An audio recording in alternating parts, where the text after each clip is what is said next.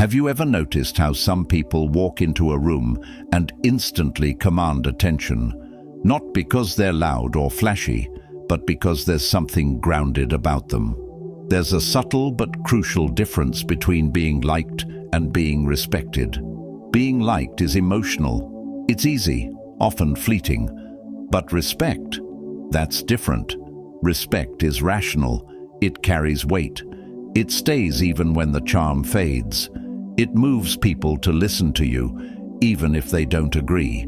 As someone shaped by Stoic philosophy and a deep curiosity about human nature, I've come to realize that respect isn't handed out to the loudest voice, the biggest wallet, or the most intimidating presence.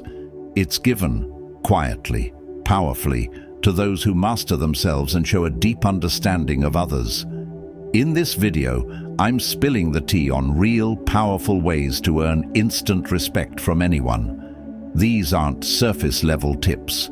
These are battle-tested principles I've lived through, failed at, and returned to, wiser each time. If you're ready, let's dive in. 1. The power of self-regulation. Be emotionally predictable in an unpredictable world. Epictetus said, "Man is disturbed not by things, but by the views he takes of them." Emotional self-regulation builds trust and authority. People respect those who are calm under pressure because it makes them feel secure. Emotional consistency is a quiet superpower. The person who reacts wildly, whether with anger, despair, or exuberant swings, loses credibility over time. Respect leans toward those who can hold the same face in storms and sunshine. I once worked under a manager who ruled with unpredictability, one day warm, the next volcanic. It taught me what not to be. Years later, I led my own team. We faced a difficult deadline with half the resources we needed. Everyone was on edge. I noticed that even if I felt stress, I had to model steadiness. I took a breath, gathered everyone and said, "Let's stop complaining and start solving. We don't need more panic, we need plans." My calm spread like oxygen in a fire. We made it. Later, one teammate told me, "You didn't just lead us, you anchored us." Master your emotional temperature. Let your mind remain a fortress. Marcus Aurelius reminded us, if it's endurable, then endure it. If it's not, stop complaining. Predictable calmness is power. 2. The reciprocity principle. Give first, without keeping score. Marcus Aurelius said, "Kindness is invincible if it be sincere, free from hypocrisy." Reciprocity is hardwired into the human brain. When someone does something for us, we instinctively feel compelled to return the favor, even if silently. Genuine generosity earns quiet reverence. This is not manipulation, it's biological and ethical. When you give sincerely, people don't just feel gratitude, they feel respect. They see someone who adds value without expectation. Early in my career, I noticed a senior colleague struggling with tech tools that I understood well. I offered to help, staying late one evening to teach him shortcuts and system tricks, no strings attached.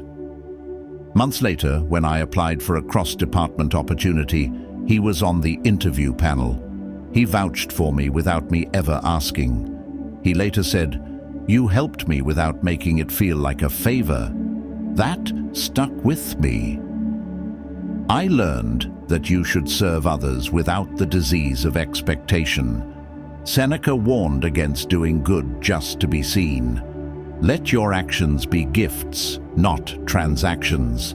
When people realize you have no agenda, they respect your character. 3. The confidence-competence loop. Act like you belong, then prove it.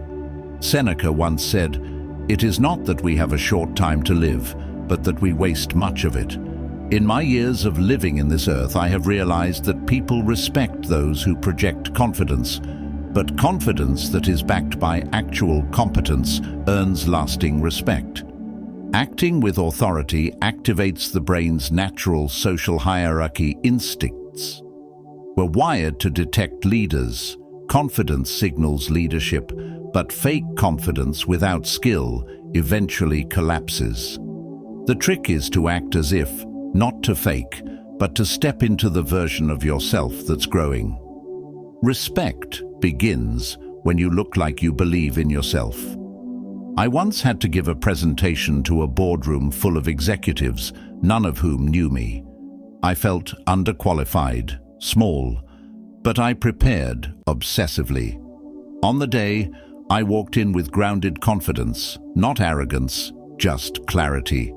I spoke like I had something worth hearing. Afterward, one executive said, "You carried yourself like someone we should listen to." That comment taught me that people don't just listen to your words, they listen to your presence. The Stoics taught self-sufficiency. Epictetus reminds us, if you want to improve, be content to be thought foolish and stupid. The paradox is, when you act with calm certainty, people respect your inner authority, believe in your potential, and prove it through results. 4. Say no without guilt. Marcus Aurelius said, "If you don't want to be a doormat, stop lying down." I have seen that people tend to respect those with clear and firm boundaries. Lack of boundaries invites disrespect. Saying no signals that your time, energy, and values matter. Too many chase respect by pleasing others, but in psychology, it's known. The more agreeable you are, the more you get used. The ability to say no, kindly but firmly, is a psychological declaration of value. A colleague once kept asking me to cover for their mistakes, tiny lies, late work, things they hoped I'd smooth over. I did it once out of kindness, twice out of discomfort. The third time I paused and said, "I want to help, but I won't compromise my integrity to do it." They were shocked. So were others. But from that day, people stopped handing me their messes. I was respected not because I was nice, but because I had standards. Seneca said, "Associate with those who will make a better man of you. Welcome those whom you yourself can improve. Your time and values are sacred. Protect them with boundaries, not walls, but firm lines." 5. Be honest about weakness, but ruthless in improvement. Marcus Aurelius said, "Be tolerant with others and strict with yourself." People respect vulnerability when it's paired with growth. Revealing your weaknesses, then working visibly to overcome them, earns admiration more than flawless performance. In psychology, this is called the pratfall effect. When competent people admit small flaws or mistakes, they become more relatable and respected. At a leadership seminar, I admitted in a group session that I often struggled with delegation. I shared how I was learning to let go of control. One attendee said later, "You admitting that gave the rest of us permission to be honest too." But more importantly, I didn't stay weak. I took feedback, read books, and practiced letting go.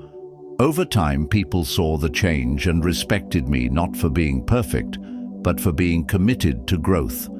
The Stoic doesn't hide weakness. He confronts it with discipline and action. Epictetus urged us to take inventory of ourselves honestly, not to wallow, but to rise. Growth is respected more than illusion. 6. Build a reputation over time, not overnight. Epictetus knew this perfectly when he said, "Don't explain your philosophy, embody it." The human brain is wired to trust patterns. Consistency creates a psychological sense of safety and dependability. Over time, this becomes respect. In a world addicted to novelty, consistency stands out. The person who shows up on time, delivers on promises, and lives by the same values year after year becomes a pillar, quiet but unshakable. There was an older man at my gym. He wasn't the strongest or flashiest, but he was there every single morning at 6 a.m., rain, snow, holidays. Same routine, never loud, never boastful. One day I asked him, "How long have you been doing this?" He said, 25 years. It's just what I do. Everyone in that gym respected him, not for any single act, but for the rhythm of his life. Let your life be your sermon. The Stoics were not philosophers of words, but of action. Seneca, Marcus, Epictetus, they lived what they believed, and the world noticed. Respect those who are steady. Become one of them. Respect is a slow burn. It doesn't erupt, it accumulates. It comes not from tricks, but from truth. From becoming a person who lives in harmony with reason, discipline, and quiet strength. The Stoic does not chase admiration, he chases virtue. But in doing so, respect follows, like a shadow you don't see, until the sun of your actions rises. Epictetus said, "First tell yourself what kind of person you want to be, then do what you have to do." May you live so consistently, so courageously, and so truthfully that people cannot help but respect you, even if they don't understand you.